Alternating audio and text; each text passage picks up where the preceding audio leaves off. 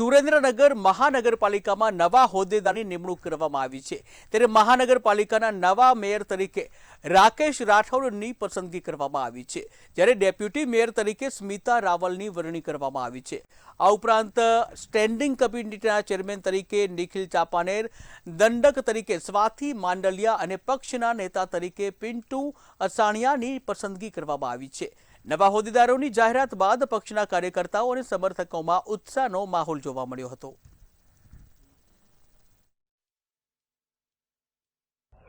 વિકાસના કામોમાં તો જે પ્રાથમિક સુવિધા છે પ્રથમ લક્ષ્ય રહે છે, જેમ કે રોડ રસ્તાના કામો છે, ગટરની સમસ્યાઓ છે, પીવાનું પાણી। જો કે મહદઅંશ છે તો મોટાભાગની જગ્યાઓ છે, પણ ઘણા વિસ્તારોમાં જ્યાં બાકી છે ત્યાં પૂરતું પાણી મળી રહે। અત્યારે મોટાભાગના વિસ્તારોમાં એકાંતરે પાણી આવે છે, પણ દરરોજ પાણી પૂરતા પ્રમાણમાં અને સ્વચ્છ મળી રહે એના માટે પ્રયત્ન રહે છે। ત્યારબાદ ખાસ કરીને સ્વચ્છતા, ટ્રાફિક અને જેને કહેવાય કે ગ્રીન સિટી, આ ત્રણ વસ્તુ એટલે કે વૃક્ષો આપણા સુરેન્દ્રનગરની મોટી સમસ્યા છે, પણ આ સમસ્યા ફક્ત તંત્ર હલ કરી શકે નહીં। એના માટે ખાસ કરીને લોકોનું જાગૃતિ આમાં માટે ખાસ જરૂરી છે, તો લોકોમાં જાગૃતિ આવે। આજે પક્ષે જે મારા ઉપર વિશ્વાસ મૂક્યો છે, છેલ્લા 22 વર્ષથી એક સામાન્ય કાર્યકર, ત્યાંથી મહિલા મોરચાથી સંગઠનમાં જિલ્લાની મંત્રી, એમાં અલગ અલગ જવાબદારી નિભાવી આજે આ સ્ટેજ ઉપર પાર્ટીના વિશ્વાસ અને મને જેટલો પાર્ટી પર વિશ્વાસ છે એટલો પાર્ટીને પણ મારી પર વિશ્વાસ છે।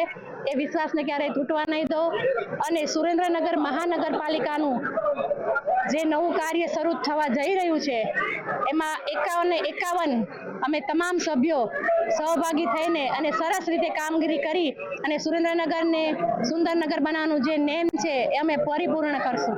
એક શિક્ષિત પરિવાર છે અને સુરેન્દ્રનગર જિલ્લાના યુવા મોરચાના પૂર્વ અધ્યક્ષ સ્વર્ગસ્થ મુકેશભાઈ રાઠોડના ભાઈ શ્રી રાકેશભાઈ રાઠોડની મેયર તરીકે વરણી કરવામાં આવી છે।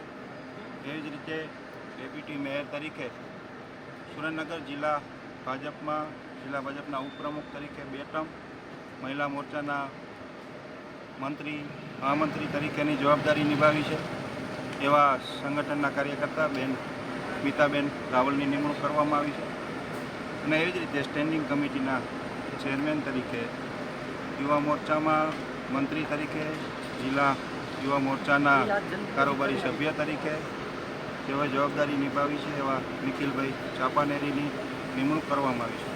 અને શાસક પક્ષના નેતા તથા દંડક તરીકે શ્રી અમારા સ્વાતિબેન માંડલિયા અને પિન્ટુબેન અસાણિયાની નિમણૂક કરવામાં આવી છે।